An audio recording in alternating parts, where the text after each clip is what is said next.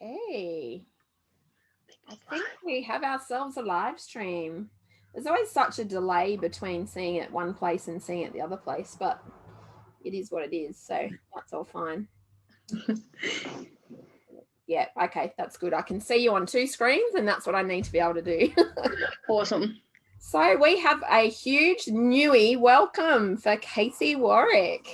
Welcome Thank you. home. Thank you. I'm Welcome excited to be back. Yes, thank you. I'm excited to be here and just to be presenting again in this space. So it's cool. We have the long title, which I'm going to read out so I don't get it wrong, Casey. The short title is about undoing emotional sabotage, which is what we've got on the screen. The longer title is embodying emotional maturity and undoing expectations and sabotage. There's so much in that we're going to dive into, which I'm really looking forward to. On LinkedIn, you put your profession as an international embodiment coach. So I'm going to start there. What is an international embodiment coach? I love this question because everyone views embodiment as something different. And embodiment is ultimately bringing you back into yourself without all the crap that goes with it. Because we look at authenticity in this space now, and personally, I feel like it's really overused because there's this authentic version of everyone who's on social media, and then there's actual authentic who we are behind the scenes.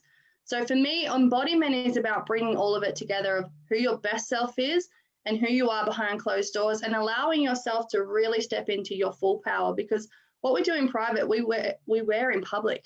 And so it's a little bit similar to using the word integration. Is that right? 100%. That's a big philosophy of where I work with. Like, so we look at a lot of masculine and feminine coaches and that sort of thing. And one of the big principles that I work with is actually allowing you to embody both, to step into full power, because, you know, we all carry both masculine and feminine energies. And until we can learn to work with both of them, we get pulled one way or the other. And we still. And it's an interesting thing to note that whether you have a masculine energy or a feminine energy has nothing to do with your biological parts. 100%. I love this. And this was something that I actually had to learn in such a big way, because I put feminine in such a little box. And I denied my own feminine for quite some time. And then I was like, oh, well, you know, I must be masculine. So I put myself in a box through all those things. And it wasn't until I could understand that all of that is within me, and all of that is within every single person. And it's learning, if we do favor one or the other, how to work with it and integrate the other so it comes in and we actually can stay balanced in self. And do you find that most of your clients do have more of an emphasis to one or the other? Yeah, totally. And usually it's more of an emphasis to the wounded side, you know. So when what do you mean by the wounded side? So we've got like our wounded masculine or feminine energies that can come into play. And when we've had trauma, or when we've had a certain particular way in which we respond, we will emotionally go towards something out of safety or out of fear. It's whatever our primitive instincts will stick into, and we will then grasp that. So I'll give you an example. So you have a woman who may not feel safe in her relationship. So she doesn't feel safe to just sort of be relaxed, receive, be able to be in that full feminine state. So what she'll actually tend to do is she may flip to the masculine side, but in that masculine side, there's a wounded masculine and divine masculine energy, right? And the divine masculine is directionality, courage, and like the ability to know where one's going. Whereas, and this is needed in life with, you know, both women and men, but when that can become wounded and when it's not coming from a healthy space within us, it can come from this place of control and real quite almost dominating energy. And we see this in abusive relationships and stuff like that. And we see it a lot in relationships where women wear the pants and not allowing both parties to step into their full leadership within relationships. And it's usually from a place of her not feeling safe, for example. I think it's really interesting, the dynamic between men and women in regards to, you know, women have really reshaped their identities in the last 30 to 40 years.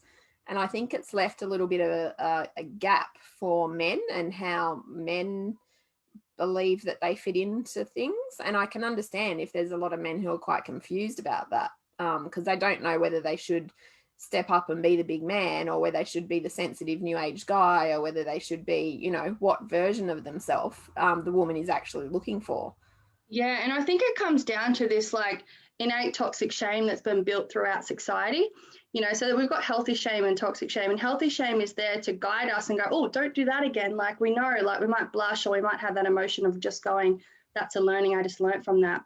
But when we then identify with something, it creates this toxic shame, and it builds us up to be sorry, almost swore then, but like I can't do that because I am this, right? And when we identify with something, it then happens. So then we talk about this new age guy or whatever it may be, because there's so much emphasis on men like taking into their emotional status at the moment. It's like if they're not doing it, they're not men. But if they are doing it too much, then they're, you know, too feminine, and there's no real groundwork for them to just step into what's real for them. And this is where I do think the breakdown has happened, because we as women as well have also participated in this breakdown, because we've always said we need him to be a man and we need him to do this and provide. And whilst, yes, we may need those things to feel safe, it's almost like shaming the men when they're not able to do that, or they don't know how to do that. So it creates that toxic shame culture even stronger. Yeah, I just see it so prevalent. And I know a lot of the people that I coach are executives. And so by definition, and many of them are men, not all of them, but a lot of them are men.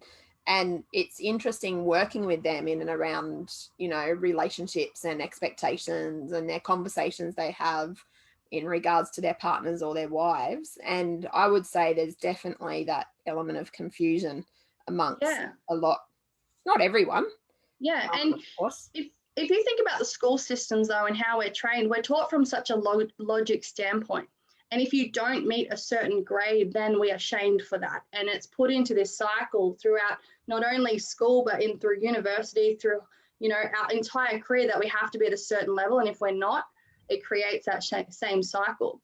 And then because we're not taught how to really understand our emotional integrity and what's real for us throughout school, like, yes, they might give us a brief understanding, but not enough to really combat life's stuff.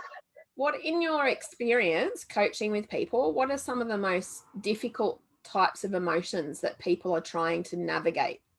Definitely relationships. Relationships, the way that people are taught to handle relationships and what they've actually been raised with, they then model throughout the rest of their life. And so because we haven't been given that, well, some people haven't been given emotional awareness, they then really struggle in relationships, and that then bounces off into every other avenue of their life.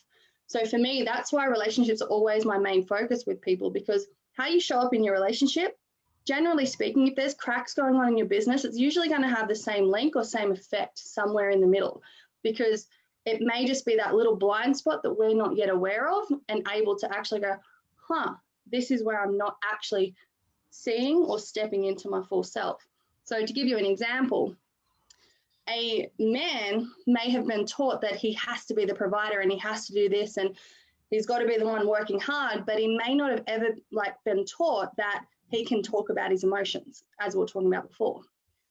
And then they get into this relationship and the woman may feel disconnected from him because he never opens up to her. So it creates this depolarization in the relationship and breaks down. And so where he's not fully allowing himself to be felt or to be witnessed and received in the relationship, he'll often distract himself and drive him into work. But because he hasn't then allowed that blind spot to come into fruition, they usually create some blind spots at work as well, because it'll be the same relationship struggles or breakdowns that he may be having with employees or other people as well, because he may not be able to read them effectively with their communication styles. Yeah, you often find a pattern, don't you, where it, as you're saying, it plays out in one area, but you see that pattern replicating over other areas. Yeah, everything touches everything. Yeah, that's when you know you're onto a winner, in terms of, you know, when you're able to deal with that and uncork that and undo that expectation. Tell us about undoing expectations and sabotage. So when it comes to expectations, we put this pressure on ourselves to go, this has got to be this way and it's got to be this way. And because we allow ourselves and our unconscious mind to make sure that we don't do the thing that we don't want done, we unconsciously manifest from that perspective, right?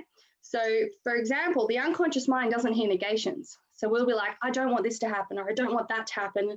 And we talk into these like processes or these things that we don't want to come into play. And unconsciously we manifest them through our own level of sabotage because we're so focused on that point. So, you know, the old saying, like, where energy goes, like, you know, that's where it grows, basically.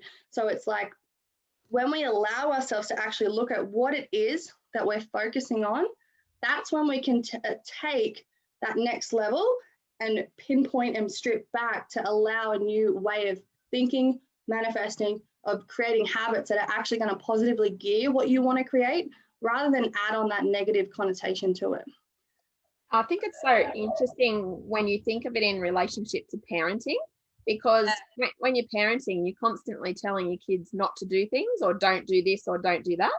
Have you ever told a 7-year-old don't run? What's the first thing that they do? Yeah, exactly. They just yeah, and that's a beautiful example of what the unconscious mind does.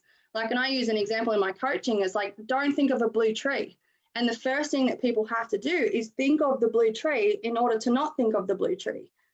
And because we put it in that space, and this is where science comes into it, our reticulated activation system picks that up. It's like, oh, hold on, that's now in my awareness. So I'm going to make sure I look for that exact thing. And for those who don't know what the reticulated activation system is, that's like your point of reference within your brain that now brings awareness to those things. It's like when you first buy a new car and you could buy the first one on the block, you drive out of the dealership and suddenly everyone has that same car. It's because you've now got awareness around that car and your mind is brought up. Or like you might hear a new piece of information and suddenly everyone's talking about it. They were always talking about it, yet only now have we got awareness to actually link what it is and what it means to you. The first time I realized about how the reticular activating system works is when I was pregnant with my son, which is 15 years ago. And I couldn't understand why everyone was suddenly pregnant around me. And I was looking around, I'm like, everyone seems to be pregnant. How is that working? I'm currently experiencing that with pregnancy. Like, I am currently pregnant, as you know. And me and my partner all the time are like, they're pregnant, everyone's pregnant. And it's like, no, we were all pregnant before, we just didn't pick it up before. You know, it's one of these. What about talk to us about sabotaging. You hear people say things like, I did that and I sabotaged myself. Yeah. Why would anyone sabotage themselves, and how does it happen, and how can we stop it? Yeah, believe it or not, one of the biggest things that I actually deal with when it comes to people working in their businesses is they actually have this innate fear of success. But even though they want the success, unconsciously, because they've never been there, their mind is not aware of what that is yet. It hasn't created the safety structure for what that looks like. And our unconscious mind wants to keep us safe. It wants to keep us familiar. It wants to keep us in all the areas that we already know. So when we go into this spiral of like, I'm going to try something new, your unconscious mind will try to pull you back and keep you safe. It's up to your conscious mind to be the person who goes, I have the willpower to keep trying something new. This is why vision boards work and manifestation and visualization all work, because it allows you to see what you are creating and for your unconscious mind to get familiar with that picture to continue to create it. But when we have this unaware fear that is actually, if I succeed, it's different to what I know now, it's the unknown, unsafe area. What we will do is we'll unconsciously sabotage or do things that keep us in the space that we are now. Because even though it may not be super safe for us, it is safe for the unconscious mind because it's already aware of all the possible scenarios that could play out for that area, right?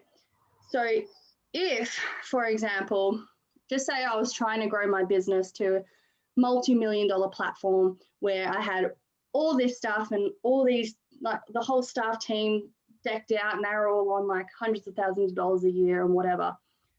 A way that I could sabotage that would be like not showing up, not allowing myself to actually hire people to come into my space and thinking I had to do it all on my own.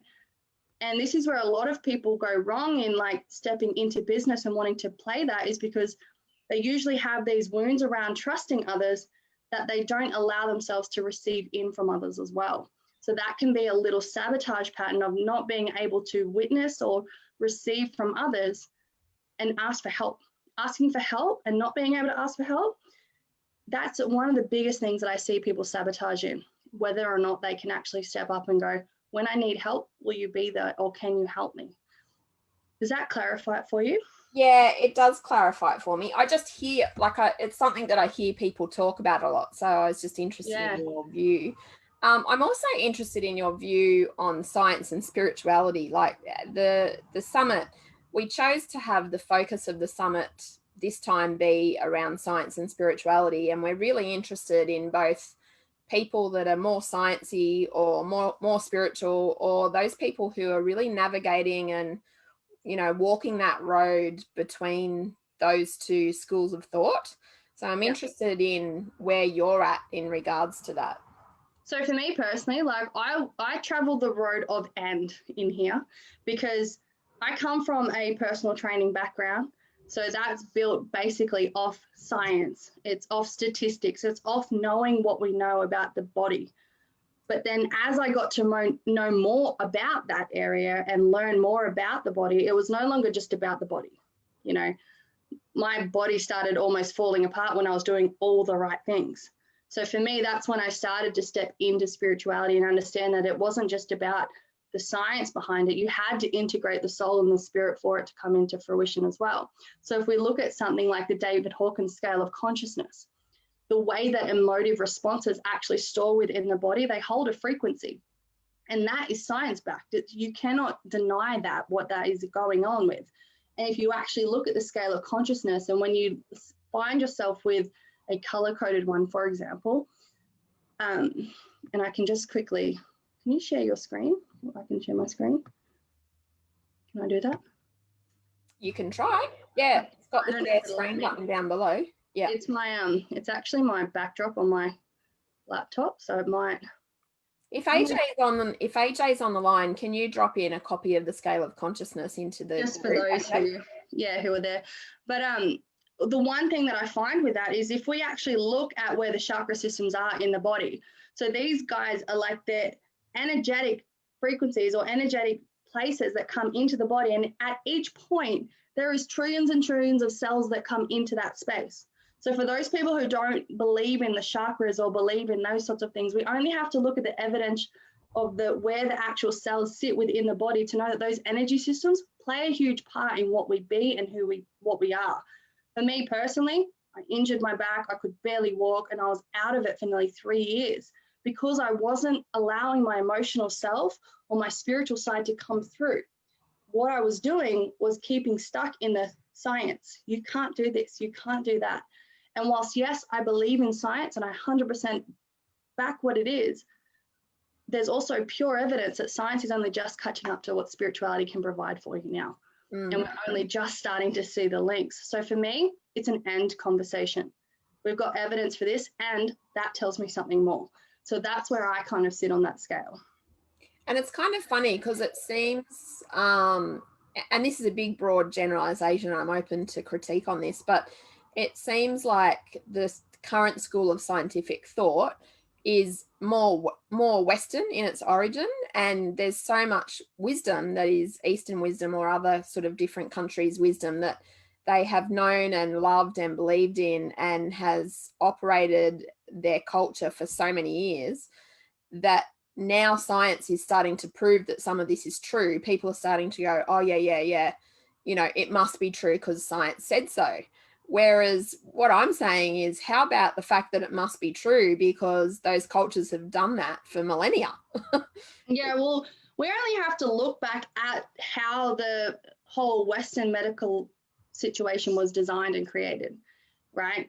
So for me personally, like I've got some huge reserves around certain areas of science that I will not go into because it is very political and, you know, but the one thing that I can say is these systems and these processes, if we want to use technical language, these guys have used for thousands of years, proven to work. And something that's been around for 100 years is trying to deny what has worked for thousands of years. That to me tells me that there's a lot of gap in between that. So, you know, I've gone in and I've done a lot of like, you know, plant medicines and stuff like that to sort of navigate and experience these different things. And in myself, I've experienced massive healings in those ways, just as I've used science and modern medicine as well. So it's one of those things where if we can learn to integrate the two, I think that's when we're going to allow ourselves to really step into our full power. But for most of what I see, and this is just a generalized space from myself again, for most of what I see, it's people have become dependent on the Western medicine, that they haven't actually allowed themselves to take a look at what our traditional culture is doing. How did they survive this long? How have they still managed to, defeat and fight off some of the world's biggest diseases without all this so-called technology? That's what interests me, and allowing yourself to see that and look at their diets, look at their way of being, of how they stay so healthy. That's where the real stuff is. And I think, look, you only, again, not to be overly political, but you only have to scratch the surface of Big Pharma to realize how many different competing objectives there are behind something like the desire to keep everyone pilled up, as an example. 100%. Like, part of my work is getting people out of that space. Like, obviously I work alongside doctors and stuff like that through hypnosis and helping people know that they don't have to continue down the way of antidepressants and stuff like that. But to find people that work with doctors, because I say to people, I'm like, okay, cool, if this is where you want to go, if you want to get off medication and live your life free of that, we're going to need to work with your medical professional here as well. Like, this is not my thing that I'm going to legally sign off or anything like that on it. And a lot of the time when they go to talk to their doctor or something, you notice the conditioning pattern around that first up. But then after a few sessions, when the doctor starts to see that their mindset has started to change because of what their belief systems are and where they build their inner strength, usually they're on board. But it's just a matter of allowing people to see that a lot of this stuff, and this is my personal opinion when I say this, so, I'm not putting this onto every doctor, but we are conditioned to think that people are so disempowered sometimes that they cannot overcome their own stuff with their own power. That's right. And we're conditioned to believe that the people who heal us are other people, not ourselves. We hero them and we keep ourselves stuck in this drama triangle. And we wonder why 1 minute we're the victim, and then the person who didn't give us the exact thing that we needed, they're now the villain. All these different healthcare practitioners are constantly, but we're looking for that hero to save us when actually. But I think the interesting part from the doctor's point of view too is they have all these patients coming in and seeing them, and it's the patients saying, we just want to take a pill, we just want it to be easy, we just want it to be over. Then a lot of people are not seemingly prepared to do the hard yards that it takes to undo their own sabotage. 100%. And that's because of the way that they have been conditioned. So our unconscious mind literally is built up from our entire belief system throughout my whole life. And for example, if you've got a young child and they're watching their parents pop pills and stuff just to relieve pain throughout their young life, up until 7, 8, 9 years old, they are actually operating from a hypnotic state. They're running a beta brainwave, and it allows them, theta brainwave. So everything that they see or they hear, they are imprinting on their mind. So I think the thing that strikes me about this conversation is the complete and total and utter underestimation of our human potential. 100%. And it's also the thing that really excites me, because we are now starting to just bridge the gap of what we are able to do. People are starting to wake up and go, hold on a second, the way that I've always lived my life isn't how I have to live my life. And we're developing this little thing called what I like to call emotional maturity, where our emotions no longer control us. We've started to learn that we can actually decide how we are affected by them by allowing ourselves to. Can I just say, so that piece of content, when I say that piece of content, working with someone to help them genuinely understand that they can choose how they feel, and they're not just subject to these random emotions that overtake them at any possible moment, is, in my view, the single most important thing that every human can learn. If I had a stage and I was speaking from stage and I was only allowed to say one thing, that's what I'd say. 100%. And I completely agree with you, because we have been taught that if I'm sad, I'm now labeled depressed, rather than I'm experiencing sadness at this moment. As humans, we are in the power of duality. For us to experience happiness and heights, we must also experience sadness. That's just part of it. But we're conditioned to think that if everything's not perfect and it's not all we see on social media, then apparently there's something wrong and we must be depressed or something must be wrong. Whereas, and I think it's a double-edged sword, because I think there's so much benefit from being really open and speaking about mental illness and challenges that people have with anxiety and depression and bipolar and a whole range of other mental illness diagnoses. I think there's so much benefit from being open and learning about it. But I think the downside that I see to it, and I see this in my own kids, is they start using that kind of language when really they could say, I'm sad. They'll say, I'm depressed. Yeah. But they're not depressed at all. They're just sad, but they've chosen to use the word depressed because they've heard it and they've taken that word on. And they're conditioned with that. Yeah, I just wonder if there's some middle ground somehow where we can get the benefits of being open about it and educating people and being supportive, but at the same time making sure that our kids and ourselves know that there's all these different words that we can choose from to describe how we're feeling. There's not just two words. Yeah, totally. And I completely agree. And I think the one thing, like, this comes back to the healthy shame and the toxic shame of what I was talking about before. You know, we're conditioned in, like, if we're sad when we're like a child or something like that, we hear, oh, what's wrong? Like, it's okay, we'll make it better. Like, as if being sad is wrong, right? Or, you know, being in an emotion, unless it's happy, it's not okay. But here's the thing, like, when we start labeling things as wrong or, you know, I shouldn't be that, and we then identify with it, that's when it becomes a toxic cycle for us. Like, as I said before, toxic shame only is bad when we identify with. So therefore, sadness, like, if we're just, like, for example, I say to my clients, I want you to use the words I am experiencing rather than I am, right? Because when we say I am this, we identify with this and it becomes part of who we are. Whereas if I'm just experiencing tiredness or I'm experiencing sadness, we're allowing ourselves to just go, oh yeah, I can float through this. This is just a part of time, not who I am. When you use the word experiencing in the middle of that sentence, it denotes much more personal control. And when you have personal control, you have personal agency and you feel like you can do something about it. Yeah, 100%. And it takes away from that, like, when you are in the I am state, everything is then controlled from that point forward. So for example, I can't be happy because I am depressed. Like, that's literally how we think. Like, how many people have you seen that are like, I'm depressed? So they take on the role of sadness even when they're not. They allow themselves to become that at all times rather than just going, right now I'm experiencing sadness. Yes, trauma can be traumatic. It can go for extended periods. But when we allow ourselves to constantly be in it, we also do not give ourselves the room to allow the healing to come out of it, to create something new. In the Being More Human book that I wrote, there's a 5-stage mindset model, and the 5 stages are sufferer, survivor, passenger, driver, and thriver. And my estimates, and this is my estimates not based on my own research, but based on observing humans for a long period of time and reading other people's research, is that around 80% of people are a driver or below. Yeah, and I completely agree with that.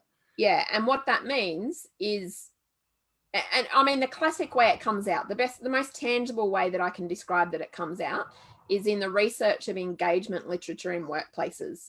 Now, you look at the average workplace, it has a 27% engagement rate. That's Australian data, right? Mm-hmm. Now, what that means, if 27% of people are engaged, the rest of the people are either disengaged or mildly engaged or fence sitters. So if you think about the implications for our economy on that 27% engagement rate, like, no wonder GDP is not increasing at the rate that the politicians would like it to, because we've got this collective mindset challenge in our workplaces and our homes. But we don't seem to be doing anything about it. I think the big thing that most people don't realize, is what you don't, like, when you are deciding to stay in something and you're not changing it, you're actively choosing it. So you might sit there and go, oh yeah, no, I'm just fell into this role, I just did this or I did that or whatever, I'm just coasting by.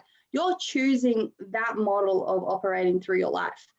And we put this idea in our head that we just fell into something or that, you know, it just happened. But that's a victim mentality. As you said, what was the first one you said? The sufferer. Yeah. Right. So for me, I call it like the to me mindset, right?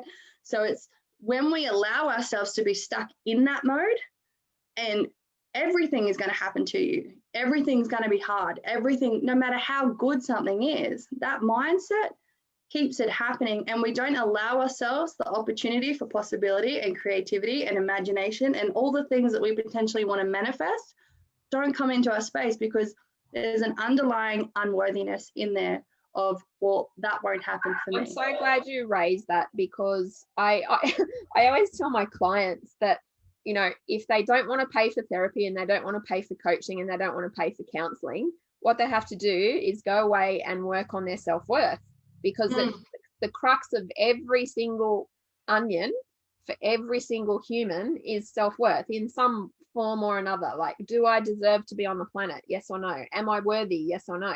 That's the center of what we all struggle with. 100%. And if you look back, I think it's Tony Robbins who refers to the two deepest needs of a human is to belong and to feel worthy, right? They're the two things that we all crave for. If you look at every workplace you've ever been in every relationship you've ever wanted, all you've ever wanted is to feel worthy of that role or that partner and to know that you belong in that position as well. Especially when it comes to family stuff, friendship groups, everything loops back to those two major needs. And when we don't have our core needs or our core desires met, it can throw everything out because we've got these little underlying desires as well that we operate everything from in our life. So control, security, or approval. If we don't have those three, we will then... If you just think about the healthcare system and the amount of money that we actually expend as humans on our current healthcare system, the way that we do healthcare, which I think it's safe to say is fundamentally flawed in so many ways. Yeah. And you combine it with this idea of mindset, to me, we're not going to change the health of a nation until we're starting to really look at the mindset of the nation. And Richard Clayton just put a comment in the group, and I'm going to read his comment because it's basically saying a similar thing. He's saying you can't solve the problems of engagement at the level of engagement. You can't 100%. solve the problems of healthcare at the level of healthcare. It takes something else. I say it all the time, you cannot create new awareness with the same level of consciousness that created the problem. Well, that's right? Insanity, according to Einstein. 100%, right? I've got one of my really good friends, and he's a previous client of mine. He owns Invictus Clinics, and he's a regeneration coach. So what he does is he helps people rebuild their bodies. Like, and I've seen case studies where people have been on like cancer treatment with chemotherapy, and he's reversed their PET scans literally in 16 weeks to almost nothing. Like, just because of the first pillar of what he does is mindset, and then he takes their body back to a complete alkaline state. And it's outdoing everything, like in every different space that I've ever seen, purely because to get the body out of a disease state, we have to stop giving it what we've been previously conditioned to think that's normal. And it's fascinating when you read like Joe Dispenza's work, aside from other authors, because his personal story of self-healing is nothing short of astounding. He was a chiropractor and had a bike injury in a triathlon, and he was coming around a corner and collided with someone, and he was all the experts told him he had to have Harrington rod surgery, which is a big long bit of metal up his spine. Yeah, because he was paralyzed, wasn't he? Yeah. And he refused to do it. And he gave himself this 6-month period, and he said, I want to be able to heal myself within 6 months. And he said, if I can heal, if I'm successful, then I'll spend the rest of my life dedicated to the spirituality and well-being and self-healing spaces. And of course, that's exactly what he's doing right now, you know? Yeah. And he runs some really interesting experiments in the workshops that he runs, where they actually monitor people's levels of consciousness throughout the workshops. And he can tell if someone's about to have an epiphany or about to have a really quick increase in a state of consciousness based on the monitoring that's being done. And they go around and provide support to someone because that person's about to have a unique spiritual experience. and yet it's all documented, it's all scientific. It's really interesting, the work. Well, if you think about it, the way that the neurological pathways in the mind work, the minute we learn something new, I'm pretty sure, don't quote me on this, but I'm pretty sure it's 1,300 neurons fire whenever we learn something new in the brain, right? And personally for me, like when I couldn't walk properly, like I went through a series of like 3 years of walking, not walking, walking, not walking, limping, like feeling like absolute crap because my pelvis is completely shattered. I had L4, L5 gone in my back, as well as hip fractures, sacroiliac joint dysfunction, joining all my hips, right? So you can imagine that entire area was just fallen, basically. And the more I looked into what that actually was, as I learned all this stuff, as I started understanding spirituality and how it links to science, the foundation part of me, my root chakra, as we call it, the part of you which you actually build stability in your life, money, security, food, shelter, all those stuff, that's where it had shattered. And it had come from having young trauma throughout my entire life and not healing it, not knowing where to go with it, right? And for a lot of us, when we talk about dis-ease in the body, usually it's energetic blocks that cannot move. They don't know where to go. So then it manifests as this pinpoint in your body because it can't go anywhere. Because it's literally emotion that you've experienced that's unexpressed. It's repressed emotion. Repressed emotion is what causes disease. 100%. If we look at emotions, it's just energy in motion. If you think about it, like our brain is so powerful. We can put ourselves in an anxious state just through having a picture in our mind. We can create that thing through our entire central nervous system through an image within the mind. And this is what most people don't realize. What you are creating from your mind is the forefront of everything that you do. So what you're allowing, and I say to people, like, what you eat is everything. And I don't just mean like physically what you're putting in your mouth. I'm talking television, what you read, the people you are around, your environment is absolutely everything because it fuels what that drives through your body. And when we can understand that environmental factors have a massive input on who you are and what you're going to become, what you're going to create, that's when we can start to look at, okay, cool, what do I need to edit here? What do I need to actually... Yeah, like you want to be less freaked out by COVID and everything that's happening, turn the TV off. I haven't watched the news, I kid you not, in, I reckon, 3 years.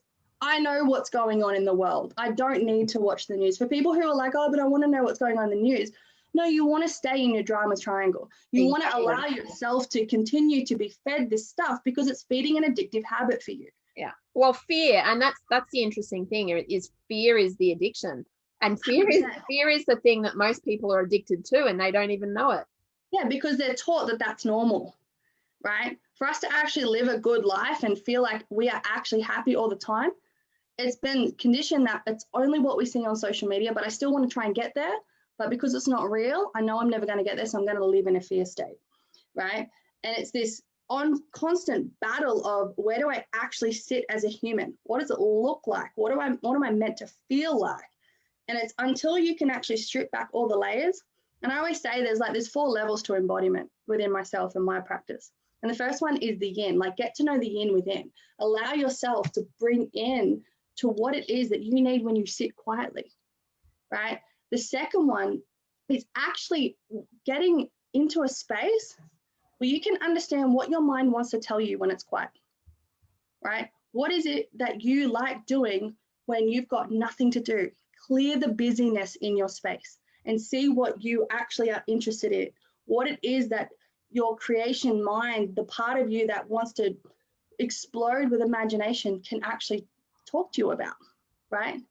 The third one is allowing you to truly, truly step into that space of just listening to others, feeling into, sorry, my alarm's just going off, feeling into what other people are sharing with you and seriously seeing if you can step into your own power with it. Because when we can allow ourselves to go, what do I think of when I'm quiet? What do I need to do? What do I want to actually, tell the world? And the last one is, and this is a huge one, for most people, they don't even recognize this, but how you perceive is how you receive, right? And what I mean by that is the filters that you've put on in your life, through different experiences that you've had, through different situations that you've put yourself in, through friendship groups, through what you've completely had throughout your entire being, that also is going to dictate what you are willing to consider yourself worthy of receiving. So for example, if we've been told money is bad our entire life, we're not going to receive money because we'll unconsciously push it away, right? So it's allowing ourselves to have a look at all these different elements and these different areas and go, whoa, these different spaces can actually, when I get quiet enough, when I sit, when I allow myself to meditate, know where my thoughts are, know who I am when there's nothing going on. Because most people distract themselves with being busy. And if we look at what they're actually doing when they're busy in their business, it's unproductive and not cost effective, not allowing them to step into their full power. If that's landing, like, yeah, that's landing. And we've got a question for you, so I'm going to ask you the question. Yeah. If someone is stuck in a pattern and they don't even know how to get out of it and see the light of the tunnel, what should they do? Is it yours? No, someone else on the feed asked this question. Marlon asked this question. Okay. So when someone's stuck in a pattern and they don't know what to do or don't know how to, if this is like a friend or if this is yourself, so usually, like, if someone's not listening to that space, you can try and bring awareness to it for them. But at the end of the day, people are only going to receive with their own level of consciousness, their own level of awareness. And if you try and talk to someone when they're not at that stage yet, they may go into the victim mentality and you're bullying me, you're doing this, you're doing that. So for me personally, all you can do is be the example. All you can do is lead from that power and know that at any time when they're around you, if you keep stepping into your power, you're actually going to give them the power to step into their full self. But it's when we dim down our own light and we go, no, I can't speak into that because they can't handle it, we disempower them. So when you have something, speak into it. Because if you feel that someone cannot handle what you have to say, you are actually disempowering them and victimizing them yourself. Is that landing? He hasn't responded, but I think it's a pretty good answer that will work for him. I will say though, when you are speaking into something, just remember to come from a place of love and non-bias. Because a lot of the time... I think the short way of saying it is own your own shit. Yeah, 100%. So don't sit there in judgment of another person. Don't 100%. Sit there being... Our perception that we have on another is always going to be an internal reflection of what we have on ourselves. So if we're nitpicking someone else, usually it's because there's something within ourselves that we're not looking at within ourselves. And my classic that I love to talk about in relation to this is when the apparently awakened, in inverted commas, person says about another person that they're so not awake, that they're so I call them bypass holes. Because I'm like, oh, that's really interesting that that's your judgmental view of that other person. Yeah. Because if you truly were awakened and spiritual and accepting of all beings, you'd understand that where they are in their path is where they need to be. That's what their path is called for. And trust me when I say it took me a really long time to learn this. I used to be that person like, oh, I just wish they'd wake up. But in actual fact, that was my ego. That was me edging God out, going, I'm better than everyone else, and acting from pride and fear rather than actually going, this is their part too. This is what they need in this lifetime. Because and I think what's there's so many characteristics that are desirable in a spiritual person, but I think the one at the top of the list has to be humility. And I think if you're not able to sit there and sit back and just observe and just be, then some practicing of that would be a helpful thing for everyone, I think, including me. Yeah. And I think, like, I personally had a massive breakthrough with one of my coaches around this exact topic is, can you still love them even when they don't do the thing you want them to do? Oh my God, I hope so, because otherwise it's fairly conditional love. Exactly. But that's the thing. Most of us go, when they do this, I will love them then. When they do this, and this is where expectations come in and cause sabotage. Because we're not allowing unconditional love. We're not allowing the person to just be. Because here's the thing, we're human beings, right? But we get so caught in the doing that they must do for us to love. And I think the thing for us to remember is when we're not doing that for someone else, we know with absolute certainty that we are not doing that for ourselves. 100%. And you see that the people pleaser do this all the time. They will constantly try and like do for others, and then they'll complain within themselves that they're not getting it back. When in actual fact, when they're giving to those other people, they're giving from a disempowered state. So that other person who's actually receiving from them is still not receiving the full power of it. So imagine for those people who do give because they feel obliged to, imagine what would happen to that person if they felt like you actually giving from a place where you wanted to give, from that overflow rather than from the empty state. And I always say to people, like, if you do not love yourself and you're not stepping into yourself first, you're actually robbing others of the full experience of who you are. You're robbing others from stepping into their power because you haven't stepped into yours. So that energetic exchange is going to play off as probably a 20% versus 100% each for each other. And I think that you really see that in relation to people, and I've had this experience myself, in relation to people's desire for being seen. And if you have a desire to be seen, it's a real level of accountability that requires you to step up and be seen. And it comes back to that core need of approval. Yeah, do something that, well, no, it comes back to, if you're an approval thinker, it comes back to approval thinking. But if you have a constructive way of thinking, then it comes back to more self-actualizing thinking. And in that case, the outcome's really quite different. And I think that one of the beauties about our capacity to think as humans is that we do have the capacity to choose thought. Yeah. But the thing is, most people think that the thought that comes into my mind is mine. And I just want to let it land that it's actually not. Chances are the thought that's in your brain was just in the cosmos at that time, and you've happened to pick up on that energetic exchange. And not only that, people can read your thoughts on your forehead.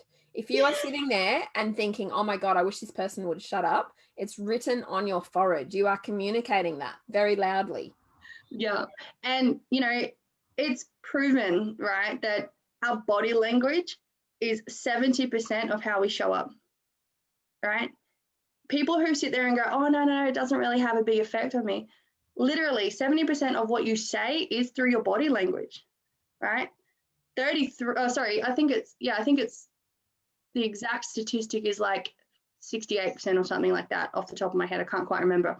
And then it comes to tonality. It's how you say it. It's only 7% of what you actually say that is registered as the words that you've said. So if we're trying to pretend to engage in something, yet in our head and in our body, we're just like, oh, would you just go away? That's what they're receiving. They're not receiving, oh, yeah, that's nice. They're receiving the, oh, would you just go away? And that's when communication breakdown happens. Exactly. And, we don't allow anyone to be seen, heard, felt, and we innocently go, but it was nothing that I said. Because we play the victim in our own self and our own shit, and we don't own our shit, as you said, right? So it's when we can step into full radical responsibility for the parts that we've played in all areas. Because here's the thing, even to be hurt by someone, you've played a little bit of a part in that because you've allowed that space to come in. And whether or not we have awareness, and I always say this, it might not be your fault that something happened to you, but it is your responsibility to work through it in yourself, because your soul somehow called that lesson in and called that experience in for your evolutionary growth. And until we can look at that from a perspective of, yeah, it's not your fault, it happened to you, but somehow you've manifested that in and you needed to learn from it. It's now your responsibility to deal with it and grow from it. That's when we can actually start to change the model of the world of how we currently view it.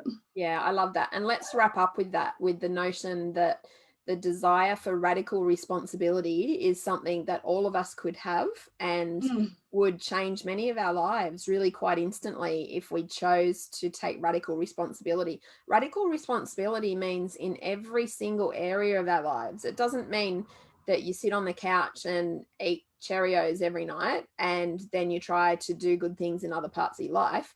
It means holistically looking at each of the different elements of your life and really having a desire to be the best version of yourself that you can be. It's integrity, ultimately. And as I said to you before, it's like what you do in private, you wear in public. So you might think that you're looking like it's all good and gravy on the outside, but everyone sees it.